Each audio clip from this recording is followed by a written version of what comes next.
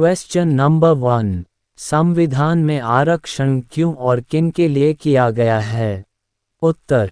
भारतीय संविधान में आरक्षण का प्रावधान समाज के उन वर्गों के लिए किया गया है जो ऐतिहासिक रूप से पिछड़े रहे हैं, जैसे अनुसूचित जाति एससी, अनुसूचित जनजाति एसटी, अन्य पिछड़ा वर्ग ओबीसी और हाल ही में आर्थिक रूप से कमजोर वर्ग ईडब्ल्यूएस।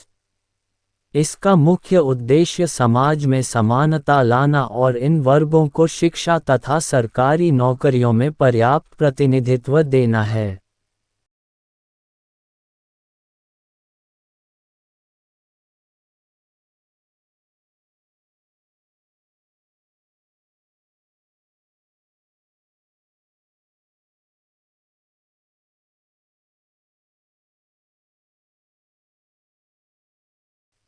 Question number 2।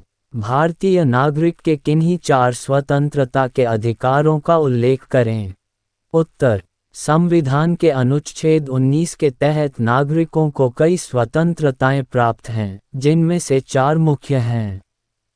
विचार अभिव्यक्त करने और बोलने की स्वतंत्रता, शांतिपूर्वक और बिना हथियारों के सभा करने की स्वतंत्रता, भारत के किसी भी क्षेत्र में आने जाने भ्रमण की स्वतंत्रता, कोई भी व्यापार, पेशा या व्यवसाय करने की स्वतंत्रता।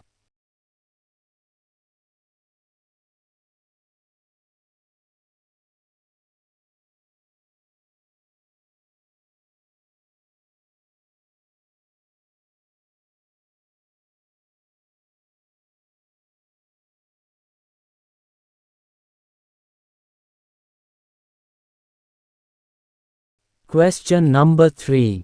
धार्मिक स्वतंत्रता के अधिकार का क्या तात्पर्य है? उत्तर। इसका तात्पर्य है कि भारत का प्रत्येक नागरिक अपनी इच्छा के अनुसार किसी भी धर्म को मानने, उसका पालन करने और उसका प्रचार प्रसार करने के लिए स्वतंत्र है। राज्य का अपना कोई राजकीय धर्म नहीं होगा और वह सभी धर्मों के साथ समान व्यवहार करेगा।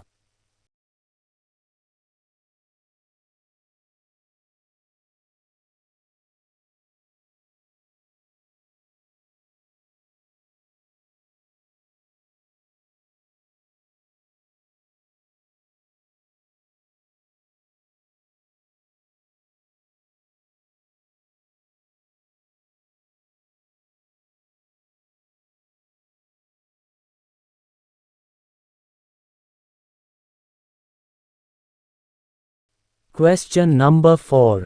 अल्पसंख्यकों को अपनी संस्कृति और शिक्षा की रक्षा के लिए कौन से अधिकार प्राप्त हैं? अनुच्छेद 29 और 30 के तहत अल्पसंख्यकों को उत्तर निम्नलिखित अधिकार प्राप्त हैं।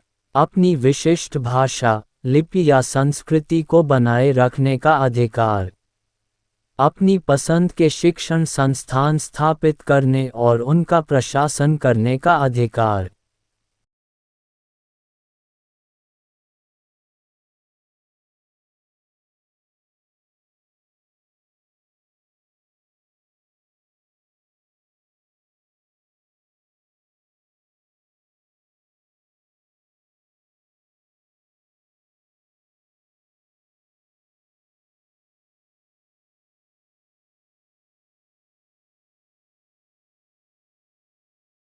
Question number 5।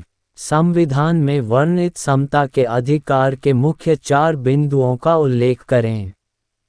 उत्तर। कानून के समक्ष समानता, कानून की नज़र में सभी नागरिक बराबर हैं। भेदभाव का निषेध, धर्म, मूलवंश, जाति, लिंग या जन्म स्थान के आधार पर कोई भेदभाव नहीं होगा। अवसर की समानता, सरकारी नौकरियों में सभी को समान अवसर मिलेंगे। अस्पृश्यता, छुआछूत का अंत, किसी भी रूप में छुआछूत का अभ्यास दंडनीय अपराध है।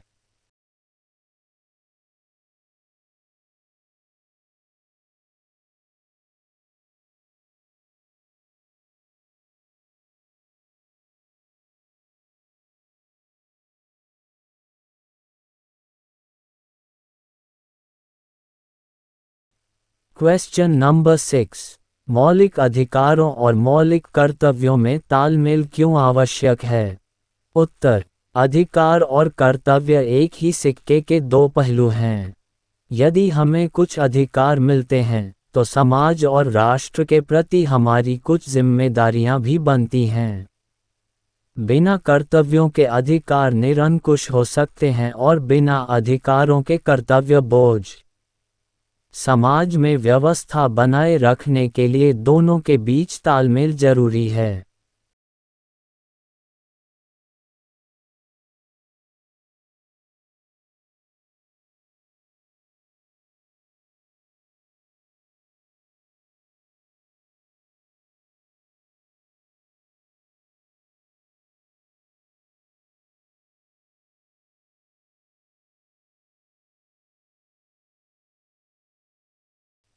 क्वेश्चन नंबर 7, भारत के नागरिकों के किन्हीं 4 मौलिक कर्तव्यों का उल्लेख करें?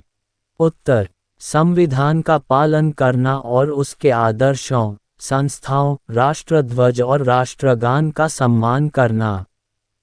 भारत की संप्रभुता, एकता और अखंडता की रक्षा करना। देश की रक्षा करना और आह्वान किए जाने पर राष्ट्र की सेवा करना। प्राकृतिक पर्यावरण की रक्षा और संवर्धन करना।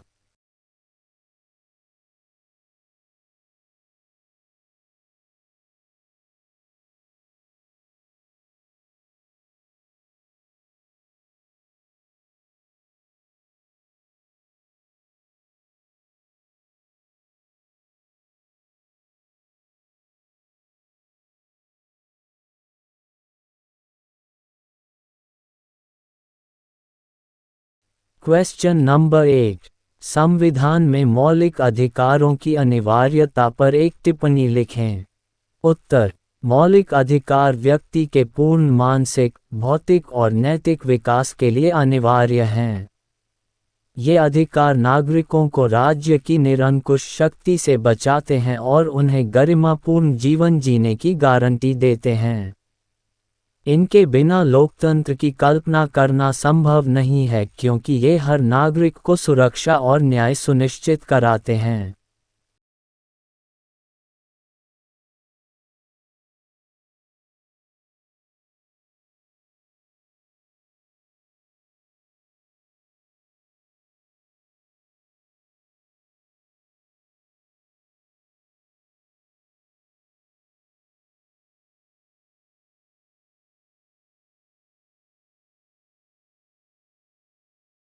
क्वेश्चन नंबर 9, समता के अधिकार के 2 प्रावधानों का उल्लेख करें जिससे पंथ निरपेक्षता पुष्ट होती है।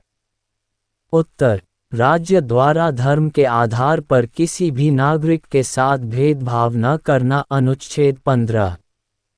सार्वजनिक नियोजन, सरकारी नौकरी के मामलों में धर्म के आधार पर भेदभाव का अभाव अनुच्छेद 16।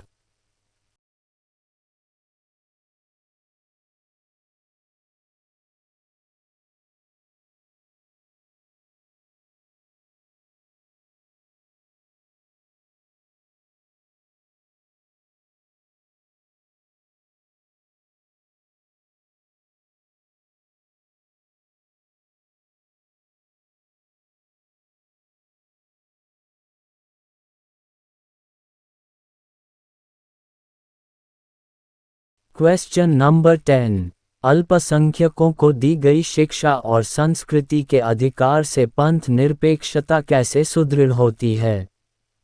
उत्तर, यह अधिकार सुनिश्चित करता है कि बहुसंख्यक संस्कृति का अल्पसंख्यकों पर प्रभुत्व न हो। जब राज्य अल्पसंख्यकों को उनकी भाषा और धर्म के संरक्षण की गारंटी देता है तो इससे ये संदेश जाता है कि राज्य सभी पंथों का समान सम्मान करता है। यह विविधता में एकता को बढ़ावा देकर भारत के पंथ निरपेक्ष सेक्युलर ढांचे को और मजबूत बनाता है।